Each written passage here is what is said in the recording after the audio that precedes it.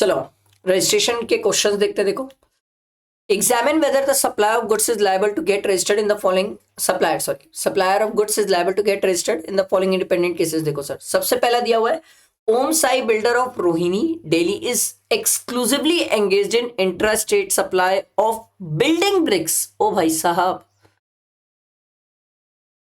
Sir मैं ना exclusively supply of goods जब देखता हूं ना तो मेरे दिमाग में 40 लाख की लिमिट आ जाती है। पर सर 40 लाख के लिए ना कुछ एक्सेप्शन दिए हुए थे सर। कुछ स्टेट्स को 40 लाख नहीं मिलता, इंटर स्टेट वालों को नहीं मिलता, वॉलेंट्री वालों को नहीं मिलता, कैजुअल टैक्सेबल पर्सन को नहीं मिलता, और सर कुछ ऐसे मटेरियल्स थे जिनमें अपन को 40 लाख की लिमिट नहीं मिलती सर। ठीक, तो ये बिल्डिंग ब्रिक्स वही एक मटेरियल है सर जिसमें हमें 40 लाख की लिमिट नहीं मिलती। तो सर हम क्या करें? सर आप इसमें 20 लाख की लिमिट ले सकते हो ना सर। 20 मिलेगा, 40 नहीं मिलेगा। अब आपका टर्नओवर कितना है सर? 23 लाख है सर। अब 23 लाख है तो बात ये हो रही है सर, क्या he is liable to register?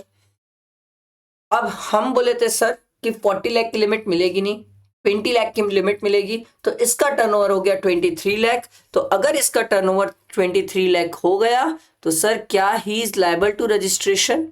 हाँ sir, he is liable to registration, क्योंकि इसका टर्नओवर एक्सीड कर गया सर। हमने इसको लिमिट कितनी दी थी सर? 20 लाख। समझ आया? देखो sir, Hukum Chand of Himachal Pradesh is exclusively engaged in intra state taxable supply of footwear. His turnover in the current financial year from Himachal Pradesh showroom is 32 lakh. ठीक है। He has another showroom in Nagaland, sir, MMNT, Manipur, Mizoram, Nagaland, Tripura, in 4 states के लिए sir 10 lakh की limit है sir. तो sir Nagaland में इसका turnover हो गया सर 11 लाख। अब सर हम ना एक बात सीख के आए सर अगर स्पेशल कैटेगरी स्टेट्स में अगर आप बिजनेस करते हैं तो आपके लिए जो टर्नओवर की लिमिट है वो रिड्यूस हो जाती है जितनी उस स्पेशल कैटेगरी स्टेट्स की लिमिट है सर। तो अब इस पर्सन के लिए जो टर्नओवर की लिमिट हो गई है रजिस्ट्रेशन के लिए वो हो गई है 10 लाख। तो इस केस में अगर इसका नागालैंड से 11 लाख है तो क्या इसको रजिस्ट्रेशन कराना पड़ेगा? यस सर, डेफिनेटली सर, बिल्कुल बिल्कुल सर। ठीक है, आई बात समझ? बैठा दिमाग में? क्लियर हुआ सबको? ठीक है, आगे बढ़ते हैं। अगला देखो, mister Raj of Rajasthan intend to start business of supplying of building material to various construction site in Rajasthan. He has taken a voluntary registration, भैया वॉलेंट्री रजिस्ट्रेशन लिया है under GST in the month of अप्रैल।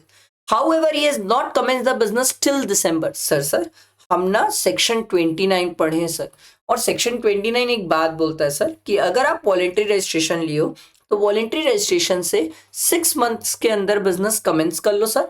नहीं तो सर प्रॉपर ऑफिसर जो है उसके पास power आ जाएगा कि वो आपका रजिस्ट्रेशन कैंसिल कर सकता है, करेगा नहीं, जरूरी नहीं है सर, कर सकता है सर। ठीक है, the proper officer suo motu cancel, लो भाई कैंसिल भी कर दिया सर। ठीक है, you are required to determine whether the action taken by the proper officer is valid in the law. Yes sir, valid है, उसके पास पावर है sir. Mr. Raj has applied for the revocation of cancellation of registration after 40 days from the date of service of the order of cancellation of registration. The department contended that application for revocation of registration can be made within 30 days from the date of service of order of cancellation of registration. नहीं sir, हमारे पास 90 days का time period है जिसको further extend कर सकते हैं 90 days, मतलब प्रैक्टिकली सर हमारे पास 180 डेज का टाइम पीरियड है sir. You are required to comment upon the validity of contention raise by the department. नहीं सर, इस केस में डिपार्टमेंट तो गलत है सर। पहला वाला जो था उसमें मेरे को कोई दिक्कत नहीं है, जिसमें हमने पढ़ा था सर कि आपको वॉलेंट्री रजिस्ट्रेशन करने के 6 मंथ्स के अंदर बिजनेस चालू करना होता है सर। तो वहां पर अगर आपने सर रजिस्ट्रेशन कैंसिल किया तो हम मना नहीं कर रहे सर, वो आपका अधिकार है रजिस्ट्रेशन कैंसिल करना सर, वो आप कर सकते हैं, बिल्कुल कर सकते हैं, आपका अधिकार है सर। ठीक है, बिल्कुल कर सकते हैं। बट रजिस्ट्रेशन कैंसिल के रिवोकेशन के लिए अप्लाई करने के लिए जो मेरे पास टाइम पीरियड है वो 90 days from the date of service of order of cancellation of registration है सर। तो उस केस में सर अगर फर्दर एक्सटेंड भी हो सकता है 90 डेज का, बट अगर आप सफिशिएंट कॉस्ट दिखाओ तो सर, तो यहां पर सर हम तो 90 डेज के अंदर अप्लाई कर दिए, हमने तो 40 डेज में अप्लाई कर दिया ना सर रिवोकेशन के लिए, तो कोई दिक्कत नहीं है। आप जो डिपार्टमेंट बोलता है कि सर आपका रिवोकेशन हम नहीं करेंगे क्योंकि टाइम वैलिड हो चुका है, वो गलत है सर। हमने 40 डेज में अप्लाई कर लिया, हमारे पास 90 डेज का टाइम था सर। आई बात समझ? आओ सर नेक्स्ट देखो।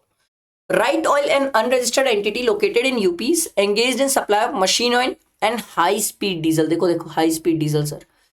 During the month of April it supplied machine oil in UP amounted to rupees 15 lakh. ठीक है। It supplied high speed diesel, यहां पर रह गया high speed diesel in UP amounted to rupees 10 lakh. Further it supplied machine oil in Punjab from its branch located in Punjab amounted to rupees 10 lakh.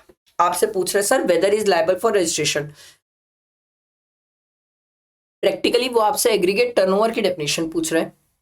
हमने बोला था sir aggregate turnover में ऑल टैक्सेबल सप्लाईज तो आता ही है, ऑल टैक्सेबल सप्लाई आता है, फिर एग्जाम भी आता है, एग्जाम में नॉन टैक्सेबल भी आता है सर।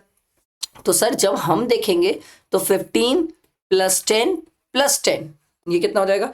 35 लाख सर। सर क्या राइट ऑयल को रजिस्टर कराना पड़ेगा? सर ये तो ना एक्सक्लूसिवली गुड्स का काम कर रहा है सर, और ये बात कर रहा है सर यूपी पंजाब वगैरह में। तो सर यूपी पंजाब में कोई ऐसी दिक्कत नहीं है, आप 40 लाख की लिमिट ले सकते हैं, आराम से 40 लाख की लिमिट ले सकते हैं। तो सर इसका तो अभी टर्नओवर 35 लाख है, इसको रजिस्टर नहीं करना पड़ेगा सर, बच गया, क्योंकि एक्सक्लूसिवली गुड्स का काम कर रहा है सर। सर गुड्स में एग्जाम्प्ट वाला भी चलेगा? हाँ सर चलेगा, क्योंकि वो एग्रीगेट टर्नओवर की डेफिनेशन में आता है। What will be your answer if right oil supply the high speed diesel in UP in the capacity of as an agent of center oil limited? Sir समझो agent होता है तो agent को तो हमने बोला है भैया कि सेक्शन 24 में तुम बैठो और तुम कंपलसरी रजिस्टर कराओ, बट हमने ये एजेंट को तब बोला था जब एजेंट टैक्सेबल सप्लाई करता है गुड्स का। सर ये तो हाई स्पीड डीजल बेच रहा है सर एजेंट, तो उस केस में वो टैक्सेबल सप्लाई कर नहीं रहा है एजेंट, अदरवाइज तो मैं एजेंट को बैठाता और 24 में उसको कंपलसरी रजिस्ट्रेशन कराता। आई बात समझ? Would your answer be different in case the centre oil limited is a registered entity? ठीक है, ये बोल रहा है सर अगर एजेंट रजिस्टर्ड है तो क्या आपके कोई आंसर पे डिफरेंस आएगा? नहीं सर, अभी भी आप अगर ध्यान दो तो एजेंट क्या सप्लाई कर रहा है? हाई स्पीड डीजल सर, अभी भी एजेंट क्या सप्लाई कर रहा है? High speed diesel. क्लियर हुआ? मेरी बात समझ आई सर? बैठा है ये दिमाग में? सर एजेंट जो सप्लाई कर रहा है वो टैक्सेबल सप्लाई ऑफ गुड्स कर ही नहीं रहा है सर, अगर वो टैक्सेबल सप्लाई करता तो मैं बात करता सर। समझ आई बात? आई होप क्लियर हुआ होगा। ये अच्छा क्वेश्चन था, मेरे को ये सेकंड वाला पॉइंट अच्छा लगा सर, एक बार स्टूडेंट के देख के जाने लगे, अदरवाइज गड़बड़ हो सकता है सर। ये हमने रजिस्ट्रेशन कंप्लीट किया, इसके बाद टैक्स इनवॉइस और आगे के चैप्टर्स कवर करेंगे। साथ में रहो, लाइक करना, फ्रेंड्स को शेयर करना।